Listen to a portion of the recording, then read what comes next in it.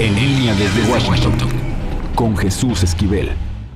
Hola Jesús, buenos días y saludos, ¿cómo estás? Carmen, muy buenos días. Pues dándole seguimiento a la entrevista que tuviste con el subsecretario de Relaciones para América del Norte, Jesús Seade, que ahora se encuentra con el presidente López Obrador en la mañanera. El encargado de la relación con Estados Unidos y Canadá, pues ofreció una conferencia de prensa. Primero iba a ser nada más una declaración y aceptó responder a 3 preguntas. Luego de reunirse por espacio de 2 horas con Robert Lighthizer, el representante comercial de la Casa Blanca, para aclarar el tema de los famosos agregados laborales. Pero, ¿qué te parece si escuchamos de voz de Seade lo que Lighthizer le señaló en una carta? Informa el gobierno de Estados Unidos de manera oficial que los agregados laborales no desempeñarán funciones de inspectores en México.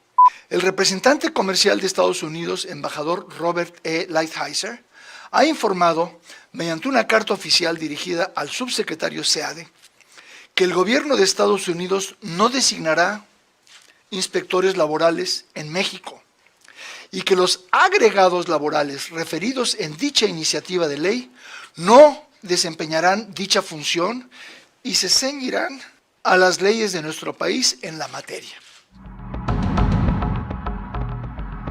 Y bueno, Carmen, aquí hay que hacer una aclaración. El propio Seade acepta que el párrafo del documento que leímos ayer con él está dentro de la legislación que va a ser aprobada este jueves en el Pleno de la Cámara de Representantes. O sea, no cambia la ley de implementación interna, como la llama él, de los Estados Unidos.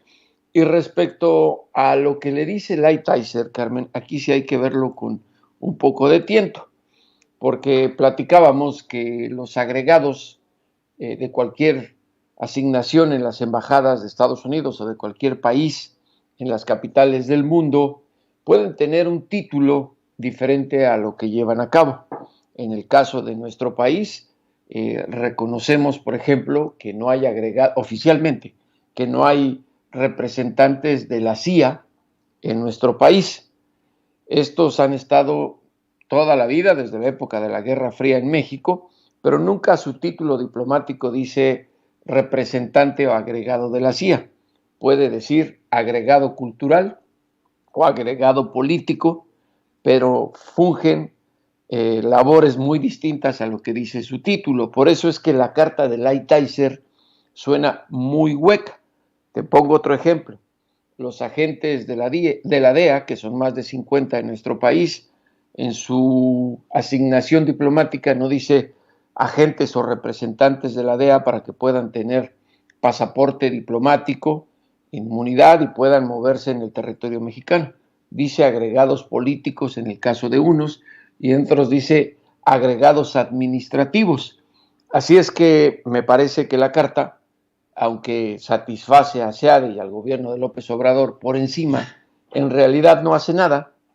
Simplemente, repito, la designación de los agregados laborales, que no serán inspectores según Seade, eso habría que seguirlos con lupa cuando estén en México, está en la legislación que va a ser aprobada del TEMEC este jueves en la Cámara de Representantes. Ayer lo decíamos, si México rechaza esta injerencia, como lo considera el gobierno de López Obrador, o una afrenta a la soberanía, lo más fácil hubiese sido para Seade no ir a ver a Robert Lighthizer, el representante comercial, sino a Nancy Pelosi, la presidenta de la Cámara de Representantes y líder de los demócratas, y decirle: señora presidenta, retire usted la legislación, México no está de acuerdo. ¿Te imaginas?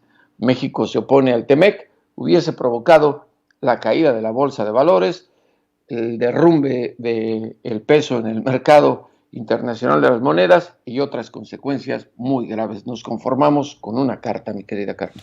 Pues ahí está la carta, ahí está esta declaración que hace Jesús Seade. Me dicen que todavía no llega a la conferencia de prensa, nos dice aquí nuestro equipo de producción con Livier Cuevas. Bueno, el viaje de Washington a lo mejor todavía no hace que llegue a la conferencia, pero se trataba de eso precisamente, de que explique a la prensa mexicana finalmente el alcance de su encuentro con Lighthizer y bueno, pues lo que haya que explicar en todo caso. Jesús. Sí, seguramente se le hizo tarde en la mañana porque el vuelo en el que regresó, por lo que dijo en la embajada mexicana, era que llegaba desde anoche.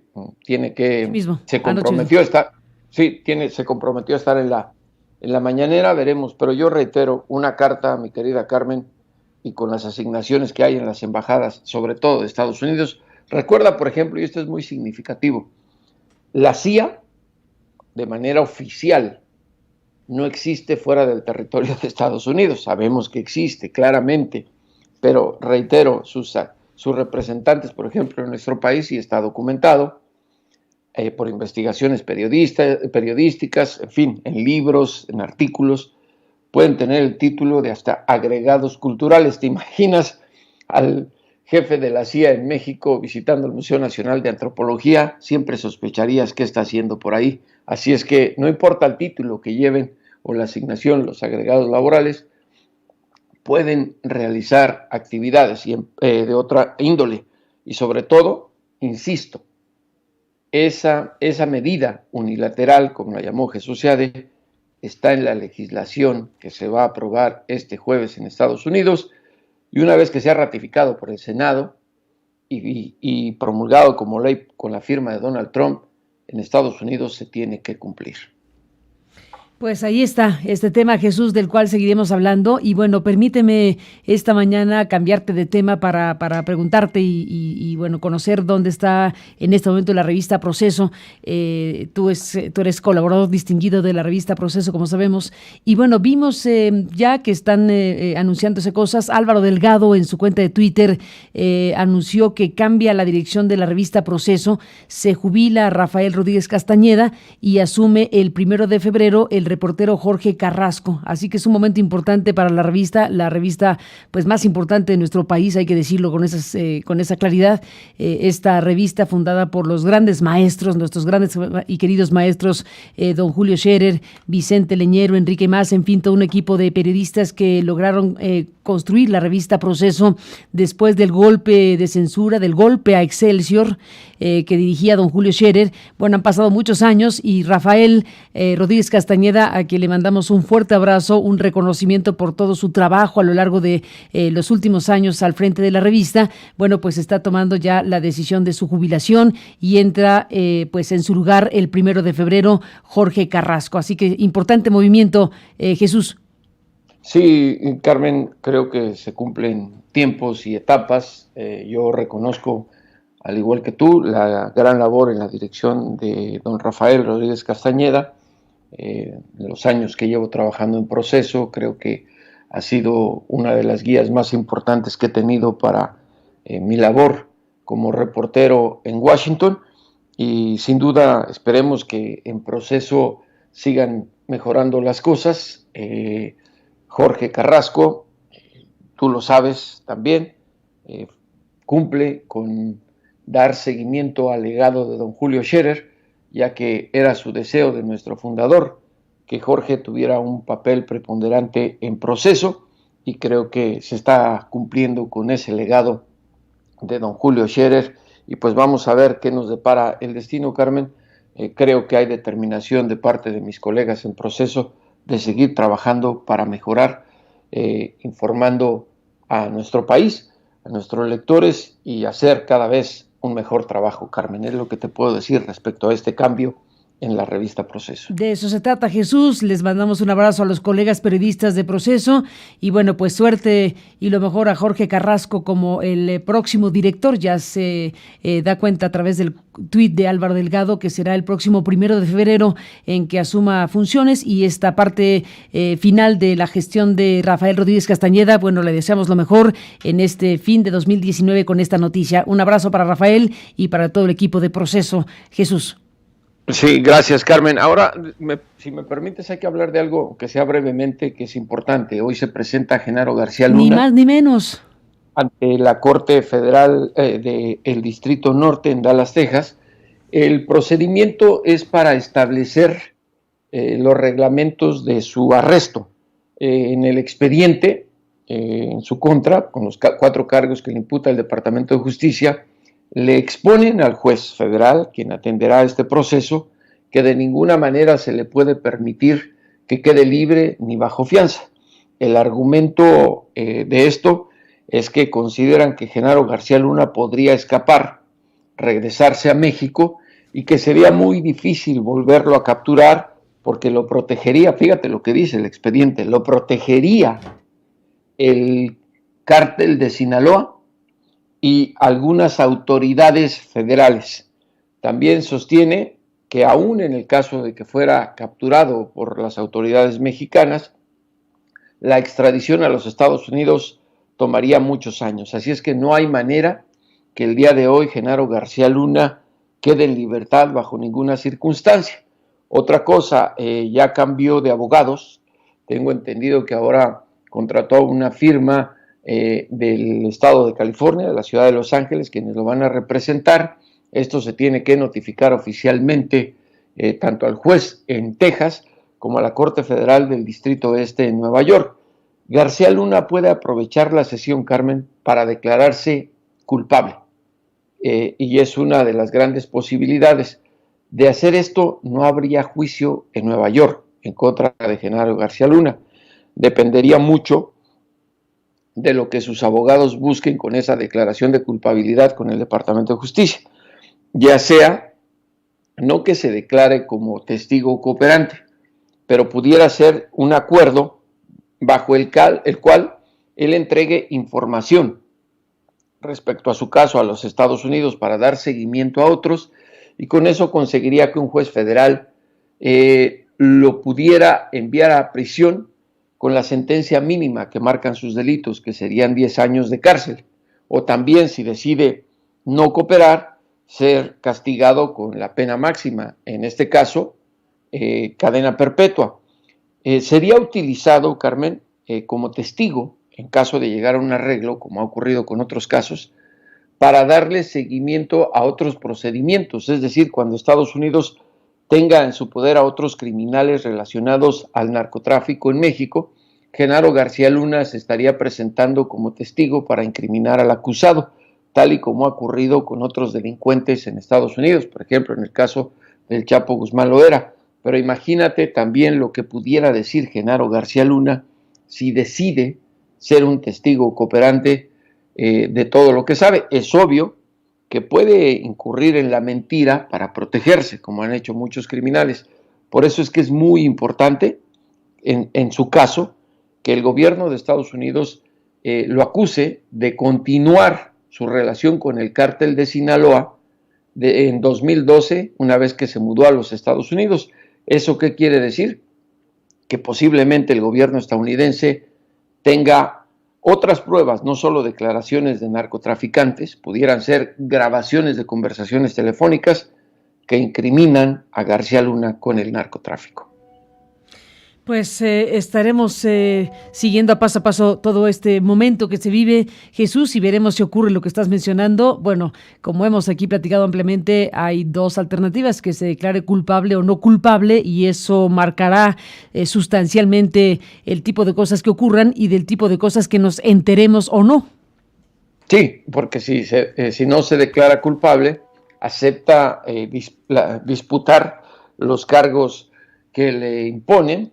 Y bueno, entonces sí habría juicio en Nueva York, eventualmente sería trasladado de Texas a Brooklyn, y ahí sí pasaría mucho tiempo en lo que se llevan a cabo los procesos previos al juicio, la presentación de documentos, la designación del jurado, la defensa, los fiscales, en fin, y ya en el juicio, pues eso sería, me parece que todavía más interesante que el juicio del Chapo, mi querida Carmen, porque pues hablaríamos básicamente de narcocorrupción en el sexenio de Felipe Calderón. Se ha especulado de que podrían ser citados a testificar expresidentes mexicanos, en este caso Calderón, Fox y hasta Enrique Peña Nieto. Eso puede ser solicitud de la defensa o de la fiscalía, pero estaría muy lejos de ocurrir porque no están obligados a presentarse en una corte federal de los Estados Unidos. Sería como un sueño guajiro. Ojalá en alguna debilidad, a lo mejor Vicente Fox, que anda un poco mal de la cabeza, se le ocurre ir a defender a García Luna, no lo sé, estoy bromeando y especulando, pero dudo mucho, Carmen, que en un proceso judicial en Estados Unidos se presente un expresidente mexicano a testificar, a menos que sea detenido por los Estados Unidos bajo algún cargo. Todo por verse, Jesús. Todo por verse. Ni más ni menos, pues estaremos en contacto como siempre. Gracias y muy buenos días. Buenos días, Carmen. Buenos días, gracias Jesús Esquivel. Y bueno, pues ahí está el tema. García Luna, hablando de la revista Proceso, está circulando esta portada, que es una portada fuerte como suele ser Proceso. Pone a García Luna y a Felipe Calderón con estos dos títulos, el acusado y el sospechoso. El acusado García Luna y el sospechoso Felipe Calderón. Es esto precisamente de lo que estamos hablando en estos momentos, y bueno, pues está un punto de quiebre indudable, una bomba, hay que decirlo, lo que significa o puede significar este procesamiento judicial en los Estados Unidos de quien fuera una pieza clave, una pieza central de la estrategia del gobierno de Felipe Calderón para combatir al crimen organizado. Pero tal como lo ha dicho Fabricio Mejía en este espacio, hay que cambiar la narrativa. Aquí estamos frente a un asunto totalmente distinto, y no es que no se supiera, pero hoy ya no queda demasiada duda respecto al papel jugado por García Luna precisamente en esos sexenios en los que colaboró con Vicente Fox Quesada y Felipe Calderón Hinojosa. Y bueno, pues las acusaciones que se le hacen a García Luna pues están en sintonía con lo que periodistas en México, no muchos, pero periodistas en México investigaron en relación precisamente a Genaro García Luna. Así que, bueno, de esto seguiremos hablando, tenemos cosas importantes. Estamos en contacto con nuestra colega Anabel Hernández, que es una de las periodistas más importantes en esta materia, que ha escrito libros referenciales, obligados, sin duda, como Los Señores del Narco. Este último de Anabel, bueno, es un libro fundamental, el del Tirador, este libro que, como lo conversamos con ella cuando estuvo por acá, es un libro fuera de serie, no solo por el trabajo periodístico per se, que logra conjuntar una serie de informaciones relevantes, sino por el contenido mismo, el diario secreto del Hijo del Mayo, este libro que está circulando y en el cual Anabel logra mostrar lo que obtuvo de manos de un abogado, Gagiola, que era abogado de El Vicentillo, el hijo del Mayo Zambada, que decidió hacerle llegar a la periodista Anabel Hernández información sobre su caso, estando él en Chicago, procesado en Chicago, pero este abogado decidió, una vez que sabía que su vida estaba contada por razones de enfermedad, entregarle muchas más cosas de las que el propio Vicentillo hubiera deseado a la periodista Anabel Hernández. Este libro per se es muy, muy importante, pero en este contexto, ¿qué le puedo decir? Es de enorme importancia revisar esta tarea periodística, y bueno, pues hemos estado en contacto en las últimas horas con Anabel Hernández, porque Anabel nos está presentando en www.aristeguinoticias.com un material que en unos momentos más usted podrá consultar en nuestro portal de noticias. Y en un momento más le daremos más información en este programa en vivo sobre declaraciones relevantes o muy relevantes en contra de Genaro García Luna en procesos abiertos en Estados Unidos en contra de aquel narcotraficante conocido como El Grande. ¿Se acordará usted? Bueno, Anabel ha identificado estas declaraciones importantes y de eso hablaremos también esta mañana. Así que en el foco de atención, la figura de Genaro García Luna el día de hoy. ¿Qué va a decidir? ¿Se declarará culpable o no culpable? Veremos una colaboración de García Luna con las autoridades estadounidenses, de lo cual, bueno, no nos vamos a enterar a la primera todos por razones del procedimiento, o veremos si decide declararse no culpable, un juicio como el de Joaquín Guzmán lo era el Chapo Guzmán en Nueva York, en donde los periodistas podían acudir a las audiencias sin cámaras, sin micrófonos, pero podían anotar y seguir paso a paso el registro, como lo hizo Jesús Esquivel durante todo el juicio. ¿Qué es lo que vamos a ver en este procesamiento judicial de Genaro García Luna, pues depende de él y de su defensa declararse culpable o no culpable. Veremos si esta es la ocasión para saberlo, pero por lo pronto estaremos atentísimos para informarle.